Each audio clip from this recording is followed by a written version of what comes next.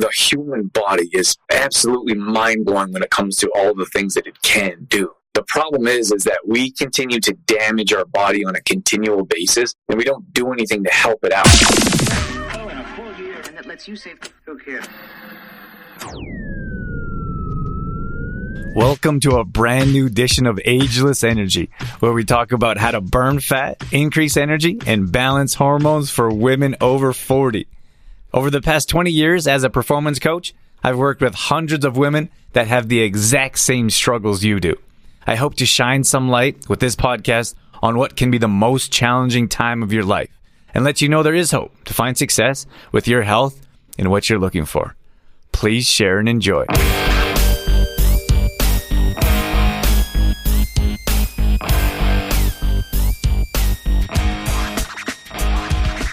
Good morning. Today we are talking about holiday digestion. This is an important topic. Gobble, wobble. You like that title? Today I want to show you how you can stay on track with digestion during the holiday season. This is a tough one. I got to tell you, it's not going to be easy for a lot of people, but I'm going to give you some tips, some hacks, some tricks. Not really. I'm going to give you some real lifestyle ideas on what you can do to easily protect your digestive system throughout the holiday season. How does that sound? I got lots of tips here. Digestion is something we specialize in. I'm going to run through a handful of ideas. I feel like there could be a part 2 here without even trying. Digestion is a big challenge for a lot of people. Dorothy and I both went through really difficult digestion challenges in our life, which is why we know how to fix it, because we fixed our own health, our digestive health, and I fixed mine, Dorothy fixed hers. We worked together to make that happen. I had like really bad, it was kind of crazy. I had like really bad cramping, and there was a period of my life it happened like once a month, and like it got to a point where I knew it was happening, like it was going to come, and so I would have like really bad cramps like all night long, and I'd literally be in the fetal position on the floor in the bathroom because I would be dry heaving. And then this would happen, it'd be like this episode. And I could tell when it was coming because I started to get like sweating for no reason. I started sweating and get like really like heavy sweat. And I'm like, what's happening to my body? And then from there, I would go like, I'd be in the bathroom and I'd be dry. I never really threw up. Like, that's not really my thing. I don't know why, but like in most cases, like I could probably count on one hand how many times I've thrown up in my life, and mostly through childhood. Like as an adult, I don't know if I've ever thrown up. At any rate, I would dry heave, and I knew it was coming, so I would get so when I'd start to get, this is once a month, it didn't happen for like at least a 6-month stretch, and then it'd take a break for a little bit, then it'd come back, and I'd get the trash basket, I'd put it next to the bed because I knew it was coming. So then I started going to the bathroom, and I would like basically sleep on the bathroom floor. It was terrible. What a terrible experience. And then for the next 3 days, I was like doubled over. Like I could barely walk for the next 3 days. And this happened for a long time. It felt like a lifetime. And then that's kind of where some of you may have heard of my book, Detoxify Yourself. That's what stemmed from it, because I was like, went to the doctor, I got blood tests, I went to professionals, and like no one really knew. They're like, oh, it just happens, right? And I'm like, well, obviously there's a reason.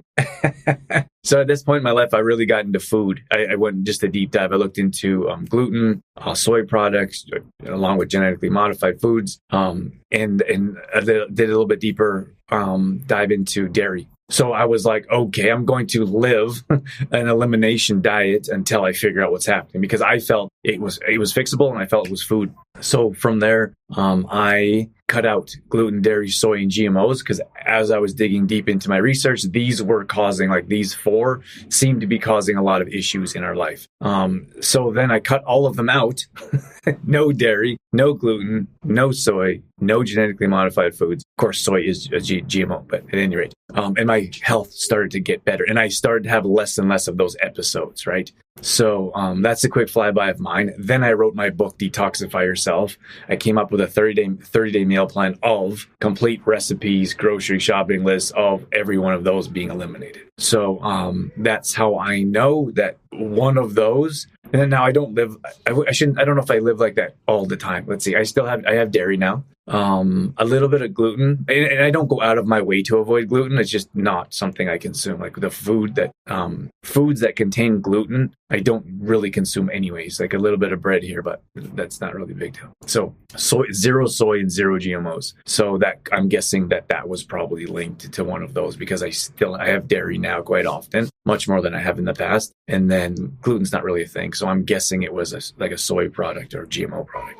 This is an important topic and a very popular topic. So that was my story. That's why I wrote my book, Detoxify Yourself. And that's how we started teaching people how to meal plan and prepare. Now, that's different than our MAP program, just so you guys know. Some of you are on our Metabolism Accelerator program. Some of you have heard about it. We teach differently for different people, and we have different programs, right? We don't just have one size fits all. That Detoxify Yourself has worked well for a lot of people. Our MAP program is now working well for a lot of people, and some people pick and choose. When we decide to start working with someone, we decide or we figure out what's best for them. Okay, fast forward or jump over to Dorothy real quick, and she'll tell you the story, or she said it many times, like she had really bad digestive issues. She'd actually never eat at a restaurant. If she ever ate at a restaurant, it'd have to be by the door, because in most cases, every time she ate, she had to run in the bathroom and have some kind of diarrhea. She tells her story way better than I do.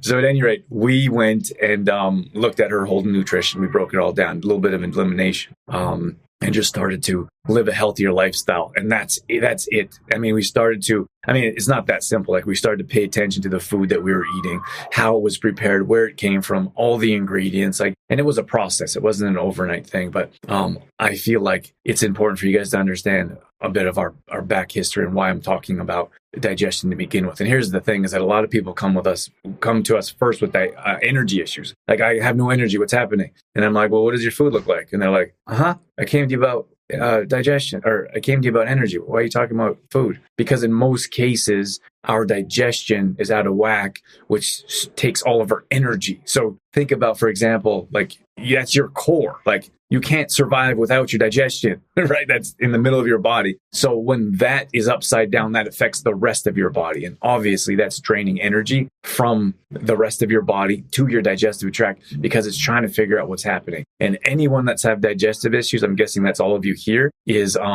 your life is upside down. Like, I went through it for the only one time in my life. I dealt with some constipation. That was I was taking prescription medication, which is one of the reasons. Did I say that right? I dealt with constipation when I was on medication.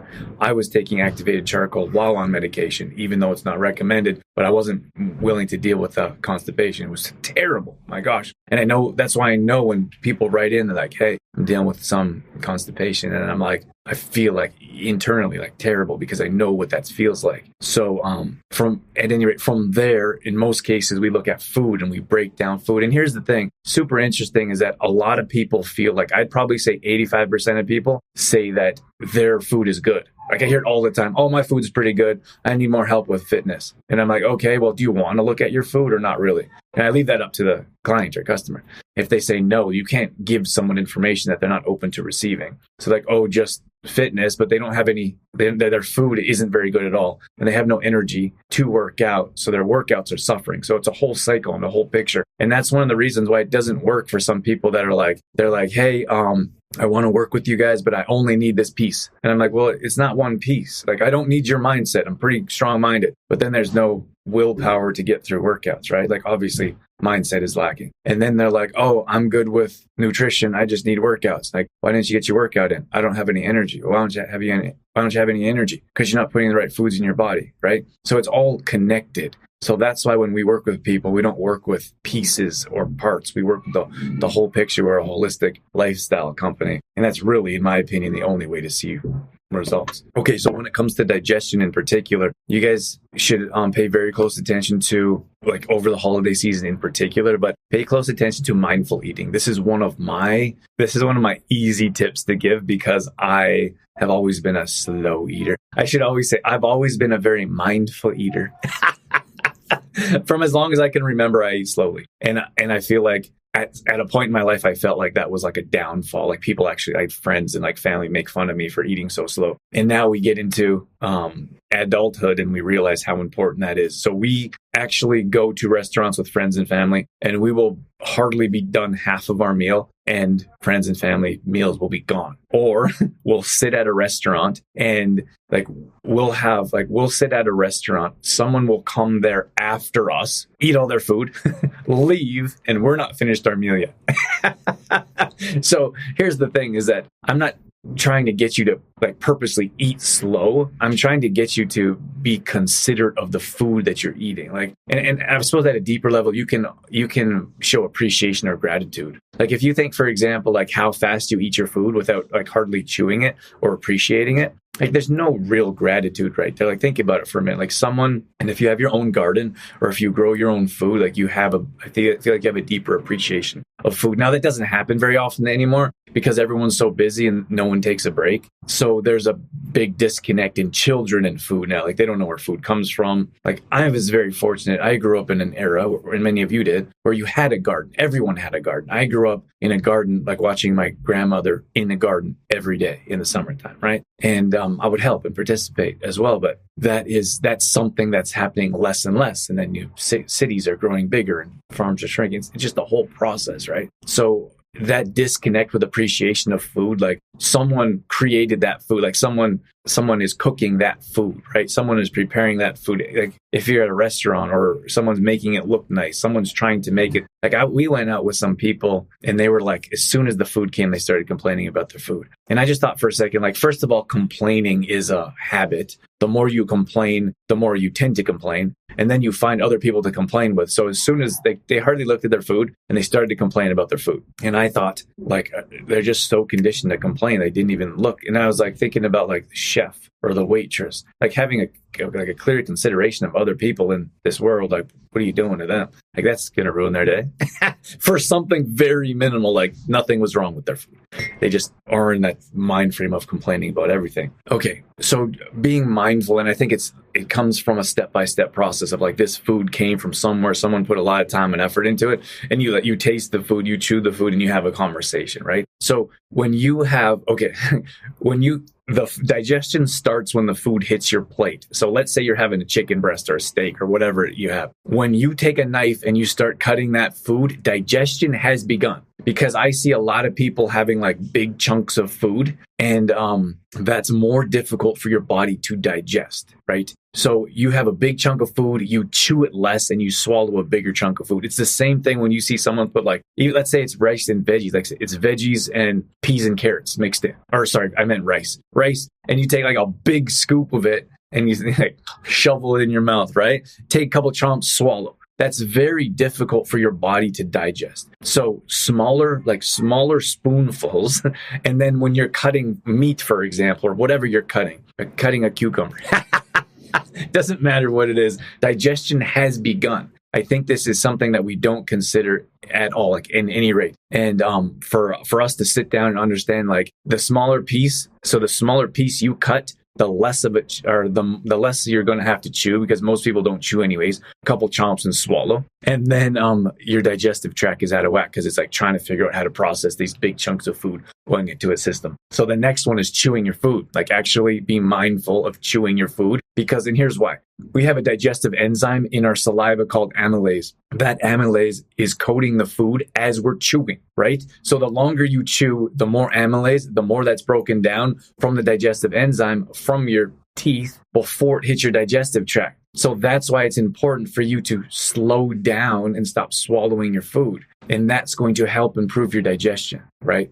I feel like that's going to be some new information for a lot of people. So you're sitting down for turkey dinner or whatever Christmas looks like, and you have a big plate of food, and you see people eat it literally as fast as they possibly can. What do you think's happening with their digestion? And if it's not immediate, it's going to have if they don't have digestion issues now, they're going to have digestion issues when they get older. I can just about guarantee it. Most people have digestion issues to begin with, and that's quality of food, right? Quality food, rancid oils, refined sugar, those four GMO, soy, that's all that nonsense. Most people have digestive issues, which is why we have a bigger number of people watching today. And this number will climb over the weeks because we'll share it with more people that are dealing with digestive issues. Okay, from there, what was the next thing I wanted to tell you about? The next thing in particular is your food combining. So this is an important one because if it's how it works through your whole digestive tract. So if you're having a piece of meat, like meat and sugar don't usually go well together. Now, everything really turns into a sugar in your body. It really just depends on how quickly it processes into a sugar. I talked about the macro carbs, for example, in the past, and you can check that video out on any of our channels. So if you're having like a white potato, that's going to turn into a sugar very quickly. So when you're combining like a piece, let's say chicken, doesn't matter, fish, chicken, steak, you have a piece of chicken and you're combining with white potatoes, there's no fiber in there to help slow that digestion. So it hits your digestive tract differently and it doesn't process properly or the way it should. So here we take this to the next level. When you sit there and you watch someone that's eating a meal and they have a glass of milk, like a glass of milk dairy that's like liquid sugar-ish. And don't get me wrong, I'm not talking about milk as similar to a can of Coke, but it turns into a sugar very quickly in your body. So you're washing down a steak with a glass of milk and potatoes, and your body, like we have like a proper system that goes through that your body should be digesting in a proper manner, and you don't give it that opportunity because you're eating too fast. That's number one. Number two is you're combining foods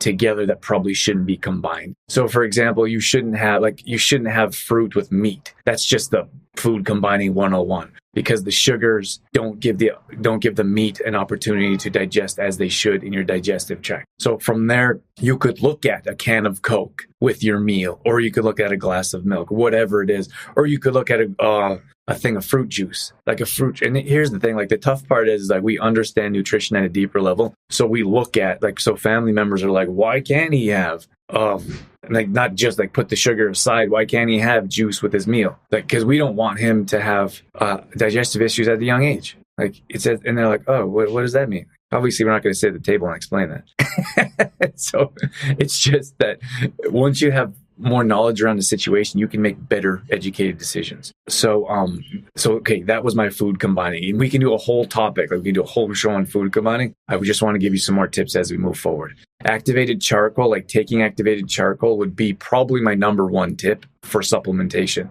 at this time. So before we go to friends and family for lunch, dinner, supper, whatever you call it, we have activated charcoal. That helps with the digestive process. That draws out toxins. That helps. So what activated charcoal does is it absorbs, it's very porous. So it absorbs like alcohol, all the nonsense, like helps with refined sugar. It helps with like processed foods, like not particularly, right? It doesn't like suck up refined sugar, but it helps draw out the toxins that our body shouldn't be consuming. And then that is released through bowel movements. Unfortunately, in most cases, we hang on to that stuff. Like our body can't process, can't digest. That's why you have turkey dinner and the next day you feel like you have a hangover. It's not necessarily the alcohol. It's the food and that digestion that you're dealing with at a deeper level. So you have activated charcoal before you go, and then I would suggest afterwards when you get home or late in the evening. If you're staying late, if you're staying overnight, you have activated charcoal again. If you want to level up and you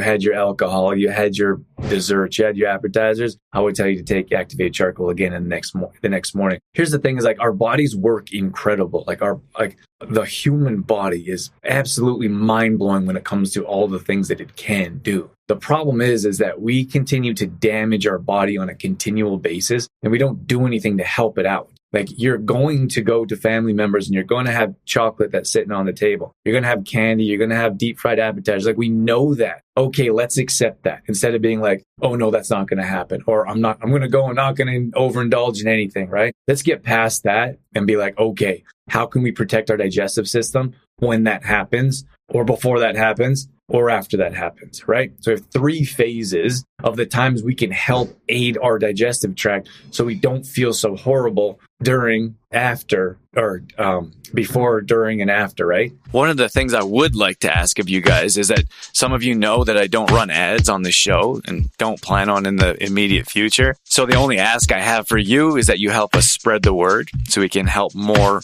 women burn body fat, increase energy, and balance their hormones.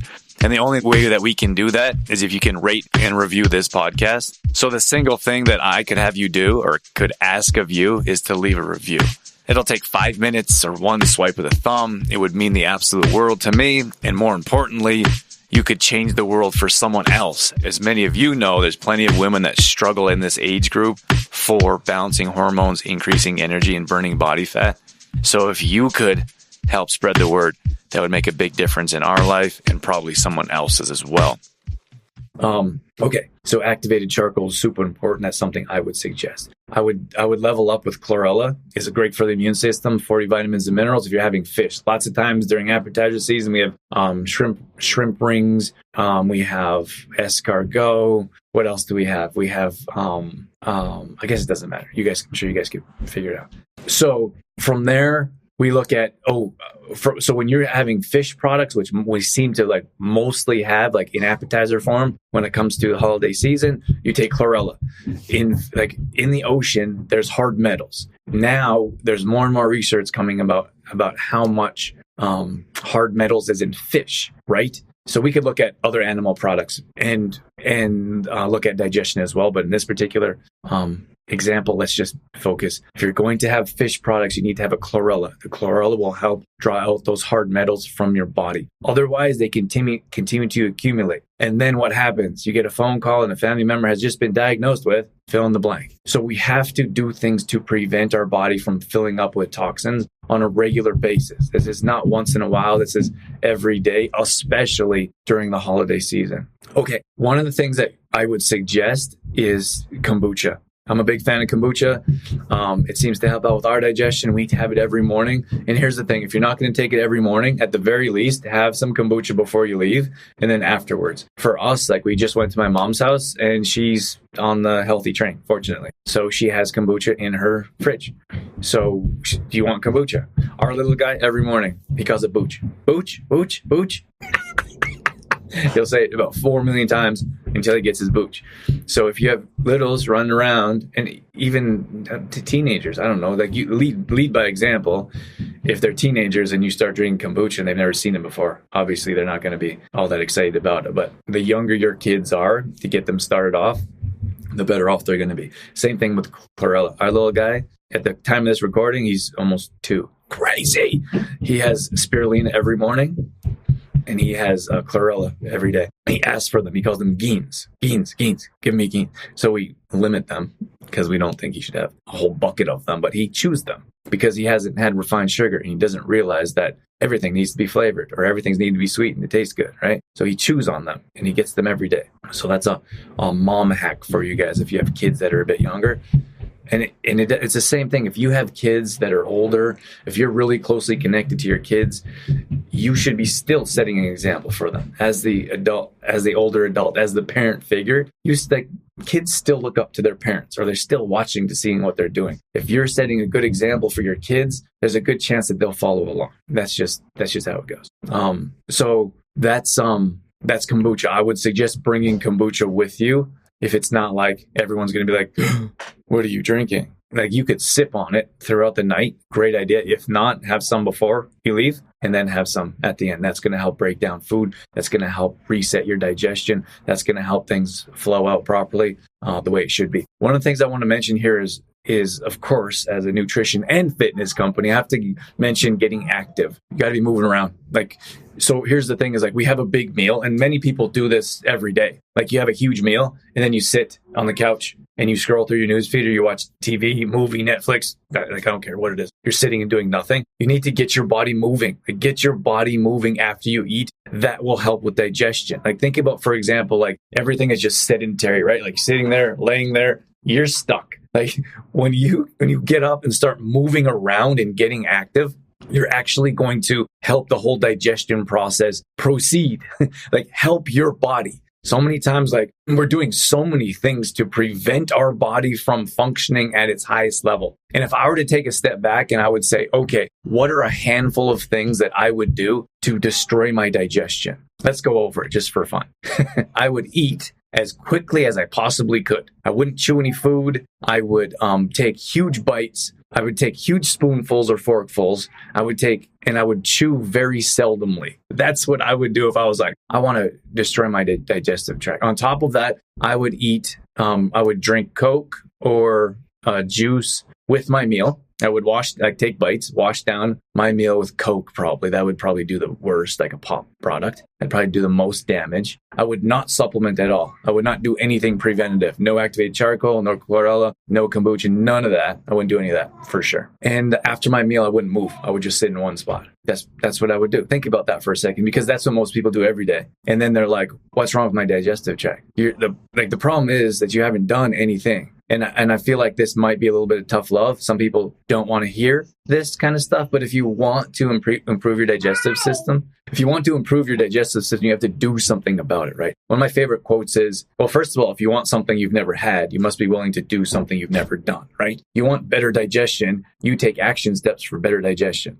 And number 2 is, what got you here won't get you there. That's my second favorite quote. Like what got you here in life, maybe, like we will work with a lot of menopausal women, for example, right? Like they've never had certain issues they're dealing with now. So whatever got you here, maybe lack of exercise, maybe not really paying attention to your food, and you never really gained weight before. But now what got you here is not going to get you there. You're going to have to start getting active. Pay attention to your food. For those of you with digestion issues in particular, I'm guessing most people don't do a whole lot of prevention. Let's just be real. I used to do a lot of talk about prevention and then realized no one really cared about prevention. In most cases, we're interested in treatment. So most people are probably here, I'm guessing, at least in part because you're dealing with digestive issues now, not that you're worried about having digestive issues in the future. So we got to deal with the situation now. And that's for you to start taking action steps today to start improving that. And probably, and this is just me being honest with you, probably the worst thing you could do is watch this. Like maybe not the worst thing you can do, but the biggest waste of time is for you to watch this and not take any action steps towards that. And I only say that is because I want this show to help you. I want you to live a healthy lifestyle. Sounds crazy, right? Like this is free. Like I'm not paying you guys to sit here. This is free information. All I ask is that it's implemented so that you can make changes in your life and start to feel better. And then you're like, hey, Drew actually knows what he's talking about. To sit here and not take any action steps isn't going to benefit anyone, right? Hi. Okay, let's wrap things up here. So you got to get, my last tip was, before I said what you shouldn't do, is to get moving. So many times we have a big meal and we sit on the couch and we're like, oh my gosh, I feel terrible. And then for like Christmas, Thanksgiving kind of thing, we get up once we have a bit of newfound energy, and then we start eating. Then we start eating again, right? So I would encourage you to go for a walk around the block. At least, very least, walk around the house for more than 3 minutes, or from the kitchen table to the couch. Go for a walk. Ask the family, like, hey, I'd like to go get some fresh air. Who wants to go for a walk? So getting your body active and moving is super important. If you guys are interested in any of those products, they're on our website, trueformlife.com. We have activated charcoal. We have chlorella. We also have a detox. We have a detox bundle. We'll probably talk about more in January, but we have a digestion bundle that's discounted if you guys want those products. And then just let me end that off with fiber. A lot of you just aren't getting enough fiber. And I'm not talking about like fiber pills or Metamucil, or like you can get like a seed powder that's like flaxseed mixture with like flax, right? That's fine. The problem here is that we're not getting enough fibrous foods in our diet, like vegetables.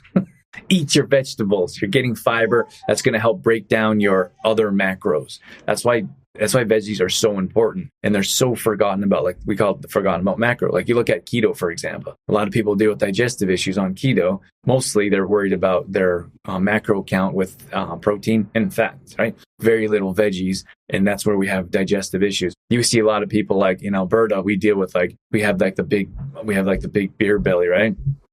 I've seen that more in Alberta than other places in the world, but that's usually meat and potato kind of diet because of Alberta beef, in my opinion, and then very little veggies. So at any rate, that's what I'm going to leave you with, is that increase your veggie count throughout the day, especially during the holiday season, to help your body digest the foods that it needs to digest.